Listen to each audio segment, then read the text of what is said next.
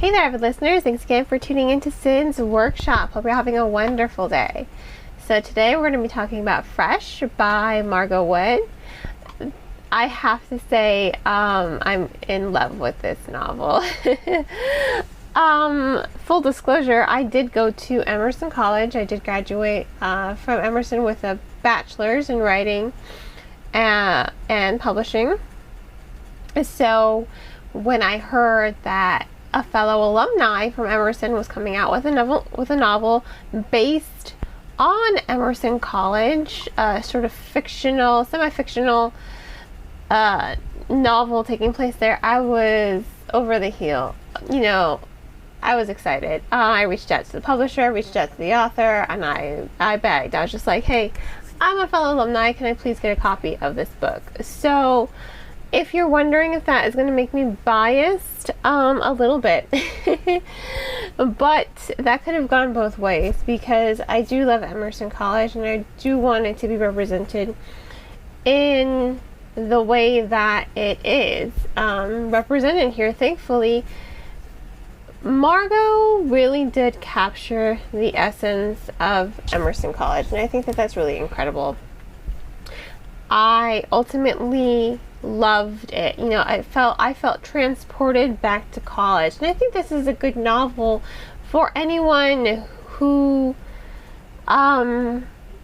is about to go into college. And you know what? If you're a fellow Emerson alumni, I think you're gonna love this book as well, because it really does capture the quality and some of the struggles that come with being an Emersonian. It's not all wonderful. It's college life. You have your ups, you have your downs, and I think it's really great that Wood was able to capture those ups and those downs. And I think this book is also going to be good for people who are getting ready to go to college. Is this going to be everyone's college experience? No. Did Wood have the same experience as me? No. However, every person that Elliot, the main character, meets, to me, I was just like, oh, I knew someone just like that. I knew someone just like that. It was just transported to some of the dearest friends that I made in college. So I really do love that Wood was able to capture that essence, and she really does highlight the good about college life. It has its ups, it has its downs. Sometimes you get along with your roommate, sometimes you don't. Sometimes you and your roommate fight. I know me with my sweet mates, I was not always the best roommate. I can reflect on that. I was still going through a lot of my own shit, but the fact that they all stuck by me, that we all are still friends today. A couple of them even came to my wedding. I think it's really great that they still support me online as well. So shout out to my roommates for that. And that's what happens here, with Elliot. She's not the best person. She is 100% unapologetically herself, but that makes her 100% relatable. She is completely flawed, just like we are as readers. We can relate to that. We can connect to that. Do we make the same mistakes as her? No, probably not.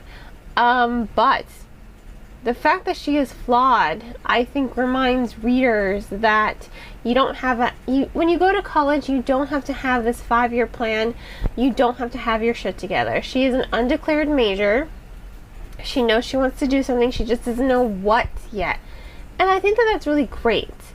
You don't have to, I feel like there's so much pressure nowadays to remind everyone, or not to remind, there's so much pressure to say, hey, you have to have your life figured out by 30. No, you don't. You 100% don't. You don't need a 5-year plan. I think you just need to find something you love. And if there's something that you love that you want to do, then do it. Will there be ups and downs? For sure. Definitely. I love blogging. I love writing reviews. I love reading. I love writing. Do I get enough time to do all of this, especially now that I'm a mother? Absolutely not. But the fact that I love it and have made it my passion really do give me some closure. Did I have all this figured out when I was 18? Oh God, no. Absolutely not. And I like that Wood is really highlighting that, saying, you know what, you don't have to have your life figured out. Some of her friends do. Some of Elliot's main protagonists, some of her friends do have their lives figured out, and it's a little daunting when you're surrounded by those people. But sometimes people just know what they want to do early on. Sometimes they have a fixture, but life changes, your plans change. And Wood highlights that too with Elliot's roommate. Life is always evolving. We are always evolving as people. And Wood captures that again with Elliot. She starts off one way. Again, she's 100% unapologetically herself. She just wants to have fun. She doesn't want a commitment. She doesn't want to be in a relationship. She just wants to live her life and have fun. She was in a relationship in high school, didn't work out.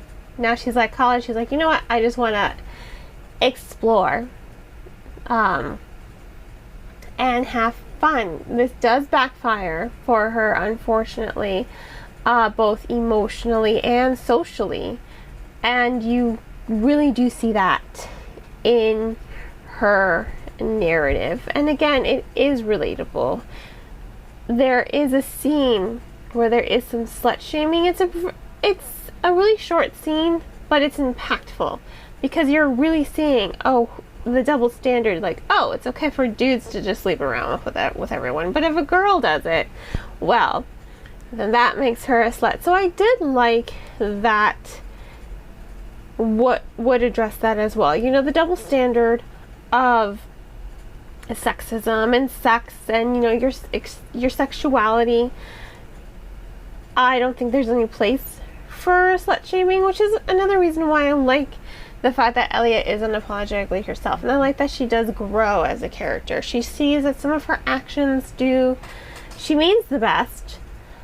She meant well, but she did hurt some people's feelings, and she wants to remedy that. She wants to be a bigger, better person while also remaining true to herself, and I think that really does make her, again, a very compelling narrative.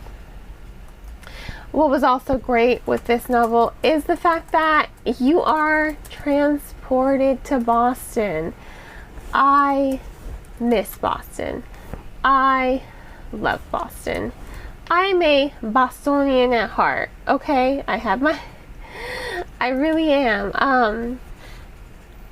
I loved Boston. If I could go back right now, I would. In a heartbeat. I would live there. It is my dream to live there. And I like that the scenery, the college life, that you are transported here it made me happy. There's also lots of humor in the storytelling as well. If there's one thing I have to say, you need to read these footnotes. They add to the narrative. They add to Elliot's personality. They are necessary.